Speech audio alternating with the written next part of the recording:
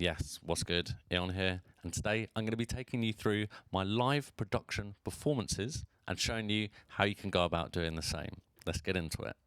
Now, the first thing you're going to be wondering is, how am I going to be taking my productions and putting them into Ableton? And why do I want to work with Ableton? Why don't I just work with my normal DAW? Now, Logic is slowly starting to get better at the live performance aspects, but it's still not quite there. Ableton Live, the software is actually called Live, and most people call it Ableton. Ableton is the company, Live is the software, and it's built for live performance. So, I'm going to show you now how to start working with your stems. Firstly, I'm going to think about what I need separating out. I'm going to try and limit it just to start off with to 8 channels. I'm going to think about my drums. I'm going to think about my effects. I'm going to think about my vocals. I'm going to think about my synths. I'm going to think about the bass lines. I want all of those working on individual stems. I've got a little bit more than 8, but I'm going to show you how I got into that a bit later on. To do this next part, I'm going to need the help of my magical assistant. Thank you, magical assistant. Now what I'm going to do is I'm going to highlight all of my stems and come back over into arrangement mode. As I drag and drop it, I'm going to hold down the command button. That way, they're now all in a row perfectly. I also need to make sure as well that they're all exactly the same length. So I'm going to run into issues. As you can see here, 303, 303, 303, 303. They're all exactly the same length, which is going to make chopping our files a lot easier. I also need to make sure before I go loading the projects in that I know the BPM. So as you can see here, the track's at 140, so I set my global BPM at 140. And now you're going to be able to hear they're all working perfectly in time. And what I'm going to want to do is go through and slice all of these and the different sections of the song. So I'm thinking about where the intro is, thinking about my verses, my chorus, and so on and so forth. So I clicked on the first one. I'm going to hold down Shift, click, Command E. Now they're all sliced. And I'm going to go through that. I want to think about, kind of like 4 or 5 sections. Not too many. I think I did this one in 6, to be honest. So don't always do exactly as I say. But there we go. So we just start splitting these out into our different parts of the performance. Like so. Then, once that's done, I'm going to click on there. Again, holding down Shift. Then I can hit Command C, and then I'll just bring it back over into here and hit Command V. Like so. And then it's all chopped out and separated nicely. Thanks, magical assistant. The next thing that I'm thinking about is, what do I actually want to perform in the track? What do I want to just play in the track? As I start practicing, I'm going to be thinking about, right, this element I feel comfortable playing, this one not so much. So this one I'll leave as audio, this one I'll swap out as MIDI. I'm going to show you that in a little second. But first, we need to understand actually how this session view works, right? Now I'm going to delete out what I've just put in there, because I've already, in true Blue Peter style, got it prepared already. Now, with most of our DAWs, we are used to working in a very linear fashion. We're working from left to right, yeah? It's standard, it's natural, it's how we work as producers. But when we're in session mode, we are working downwards from top to bottom, okay? And everything I play, this is called a scene here, right? So when I play this scene here, this is everything in this section here. It's all from bar 41 to 49. In my intro here, this is everything from bar 1 to bar 33. 32 bars worth of intro, okay? That's how I'm working on that one there. Also notice these little flashy light boys just here. What is that, you ask? Let me show you. This is something that we call follow action. So when I double click into here, I turn my follow action on, and I'm just going to use the next one. Now, there's a whole other bunch of ones on there. This could be great fun for generative music, but we're just going to be using this in a very basic fashion, and it's just going to be following bang, bang, bang, bang, just so it plays through the track all the way through. It also means if you've got any parts where, there's like some vocals that move from one section of a song to another, this has got you covered. This means it's just going to automatically play through. There'll be no like weird clipping or anything. It just bang, rolls onto the next scene straight away. As we can see here, this first scene that I've got working with is going to play for 32 bars. Then it's going to play to the next section. and so on and so forth. And you can set each one. So this one's only going to play for 8 bars. This one's going to play for 24. This one's going to play for 8. This one's going to play for 16. This is going to play for 11 bars, and it's going to move on to the next section, or the next song, in fact. I've got here all of my songs. So this is rippled, I've got unspeak, I've got ended. These are all the songs that are just going bang, bang, bang like that all the way through. The next part I'm going to show you about is how we actually go around setting up the different bits of MIDI. So after I had a little play around with this, I figured out which were the parts of the song that I wanted to play in live and which were the parts of the songs that I just wanted to leave as audio and just manipulate and place additional effects over. I've got on here my different instruments. And this instrument rack is fantastic. It is using a tool called the Chain Selector. So when you click on here, so this is the first instrument rack. It's an instrument rack inside an instrument rack. I'm going to get into that in a second. Don't worry about it for the moment. Just focus on this one instrument rack at first. And I can drag and drop additional ones on here. Now, this works great with Ableton, and you might be thinking, oh, but what if I'm in a different DAW? That's fine. You can still load your VSTs into here, and then all you've got to do is go back into your original DAW, make sure you export the original patch, save it into a folder where you keep in all your stems so it's nicely organized, and then just load up that VST. If you're working with something that's not native to Ableton and it's, say, a built-in plugin to Logic or whatever DAW you're working with, you're going to find it a little bit more tricky. You'd have to sit there and resample every note, and that's long and a boring process. Think about a different instrument you can play. What I can do is I can go, right, for rippled, I'm going to scroll down, and I'm going to find that rippled track. There it is. And I can then come across, now there's 2 ways I can do this. I can either drag and drop the entire bass channel into here, like so. This now shows me, and this loads everything in here. Everything that's going on with that, right? I would then probably want to include these into this instrument here. So it's all as one, and there we go, fantastic. Also, I've got my MIDI notes here to remind myself what the MIDI notes are that I've been playing through in it. That's great. The other way to approach this is to click on here and just drag and drop the devices into here, right? So once I've loaded all my devices through, I then come across to this chain mode here. Now, usually a standard, they'll just bang like that down on 0. But what I need to do is I need to rearrange them across here. So I'm going to take this one and I'm going to move it over to here. And then it's this little guy here. I right click on here and map it to macro 1. Okay, this now means I can move this round and round like so. There's one final part to the puzzle though.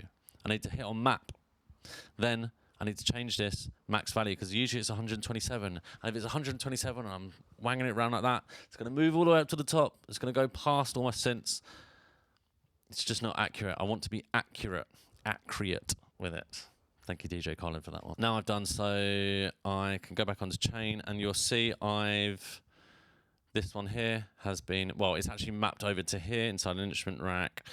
You know, I can just hit map that over to here because I've got a load of different effects. I'll show you about in a second. But this one here is now MIDI mapped onto my little controller here. And as I move this around, you see it just moving. So I move it to here. And we can hear.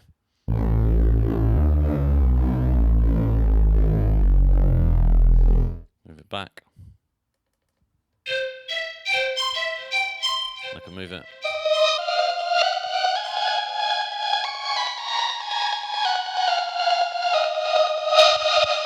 Fantastic. I'm really happy with that. The final part that I want to think about is how am I getting everything playing in different keys, even though this is all mapped on the push here to C major. That is a fantastic tool, and this is really useful. That I understand that not all producers are performers. Not everyone is a fantastic pianist. Not everyone is comfortable with, even if you've got something like the push where you can sit there and switch on scale mode, if you've got something like the complete control where you can sit there and change in scale mode as well, maybe you don't have any of these products and you've just got a normal MIDI keyboard. What are you supposed to do then? Let me show you. Complete control, do this free bit of software. You can get it with Complete Start. And with this, you can click here and go, this is in A major. And then I can just click into easy mode. And now that maps everything across C major, C, D, E, F, G, A, B, C, all the way through the notes of the C scale. And that just maps it, so it's in easy mode on there. Okay, this is beautiful how we can do this. So now, we have a little listen.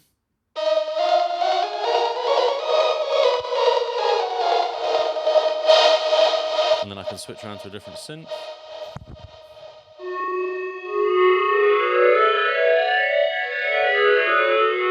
Switch it again.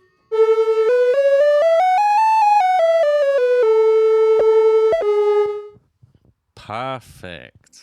With that, all I've got to do is change the chain selector for each track. I've got it all labeled up there, and I can just move through as I'm moving through the track. Let's see that in the performance, and let's see how that really works. There's one final piece of the magic when it comes to recording these performances, and this is a tool that I have on here, which is called our fixed length clip recording. This is a great, great tool. And I've tried others out in the past and they didn't quite work. This is something new that I've just recently discovered. The push does have fixed length recording in there, but I want to be able to switch and change really quickly without having to worry about pushing in and changing any of the settings.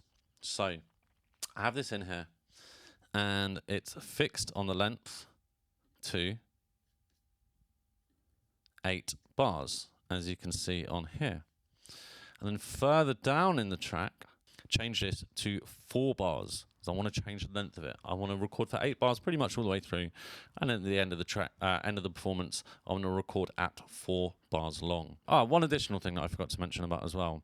This very first scene here is basically setting up the entire project, okay? As I said earlier, I've got my 8 bar setting on the fixed length recording. That's all there. I've got a couple notes in here as well, which is great. You just press Command R and you can rename these different individual clips. So I can remember, right, let's put the velocity down. I need to remember to do that on this Korg pad control, and I can hit fixed velocity on there.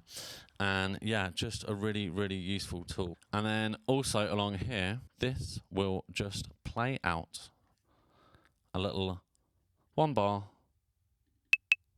of this. This is going to be my intro, my countdown, my timer on here. That's all this first scene is doing. It's going to play for 1 bar, then it's going to move on to the next. I just pressed number 1 on the keyboard and that just jumped all the way back over to the synth play, and now everything is on my audio effects on here.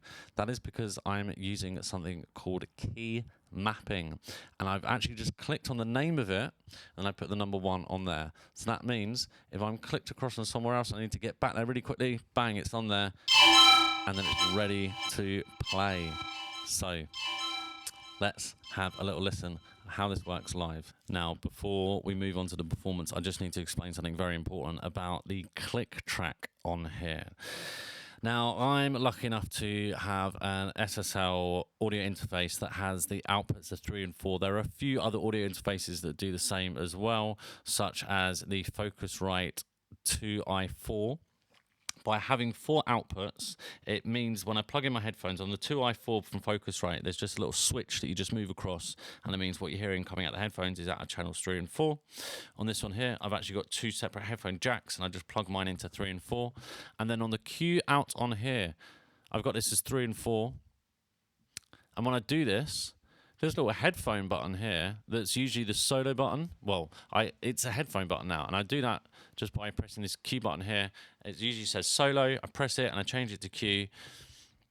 I've got all my tracks here that I want to hear in my headphones coming out via the send, going to this compressor here. Well, that's actually got a little bit of ducking in the microphone, but it doesn't usually have that compressor on there. But yeah, and then I can just hit on here, and I don't have to worry about kind of hitting on individual things there. It's just, I can hear it all coming out of the headphones. It's a really great little technique on there. And yeah, my metronome is going to come out of here as well. So, just going to press 1, bring it back, move this out of the way, and let's check out what's going on.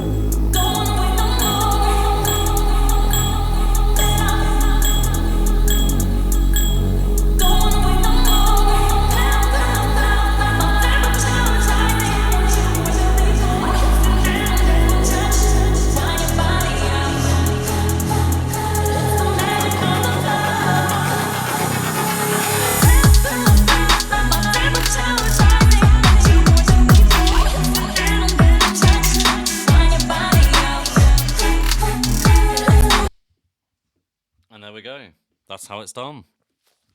All right, so as you could see and hear there, what was happening is I was able to play in some of my melody there, and that was just playing it live.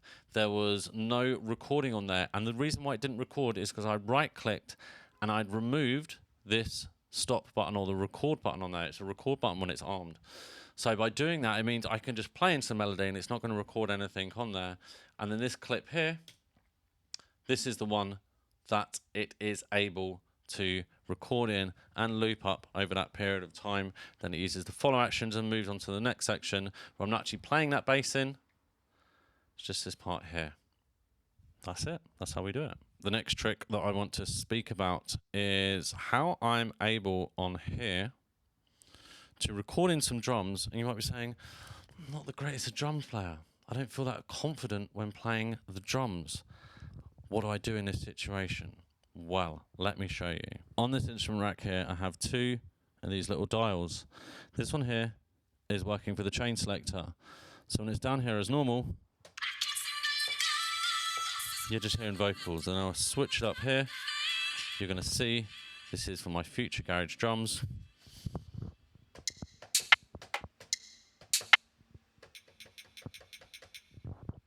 Perfect. What I can do is I can start off by, I change it over here to the chain selector, I drop the volume down, I'm going to go record into here. And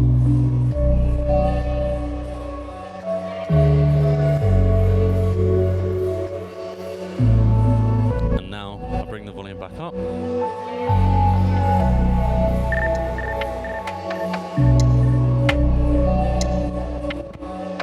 Look in here, we can see that it's all nicely quantized.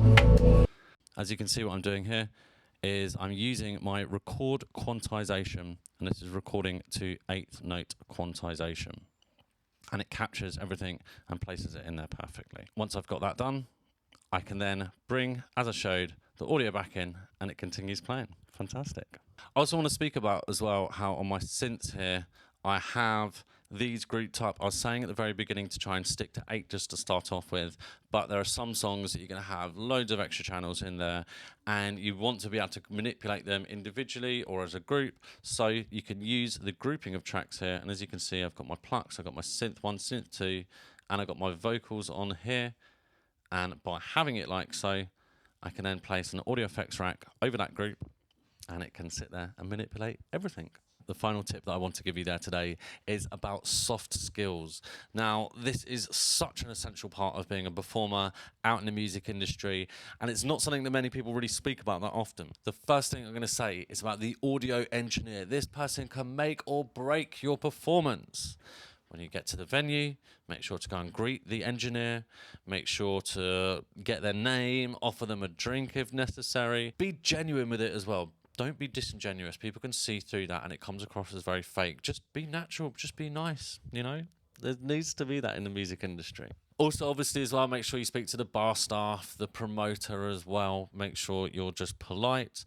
Don't turn up to the venue absolutely wasted, especially with something like this as well. This is not your standard DJ gig. Absolutely no shade towards DJ gigs, but with a DJ gig, you might not sit there and practice everything that you're going to play that evening. You might be working differently, like so. Now, with something like this, as you can see, there's a lot of preparation that goes into my live performance. So I need to be making sure I know where different parts of the song is going to change over from the verse to the chorus. I need to know where I need to bring in a low pass. I need to know when to bring in the high pass filter. I need to know when I'm going to start playing in a new bit of melody, when it's going to be played in, looped up. There's a lot of prep that goes into it. So make sure you've practiced, make sure you know what's going on. Get there early for sound check as well. You'll feel comfortable, more relaxed, whereas if you turn up last minute, it's just going to be a whole nightmare situation. That's all of Eon's top tips for you for your live performances. If you have any other questions you want to ask me, please make sure to drop a comment down below. And if you want to see this live show, just hit up my DMs or go over to my Insta, check for the email in there. Now I've got myself a little booking agent and he will be able to help you out with any information you need to know if you want to get me in your town or city or even country. Excellent. Thank you for tuning in. My name's Eon. This album's going to be dropping this summer. I'm going to be playing at loads of live shows in this, so make sure to keep followed on my socials for all the information you need. Peace out. Love.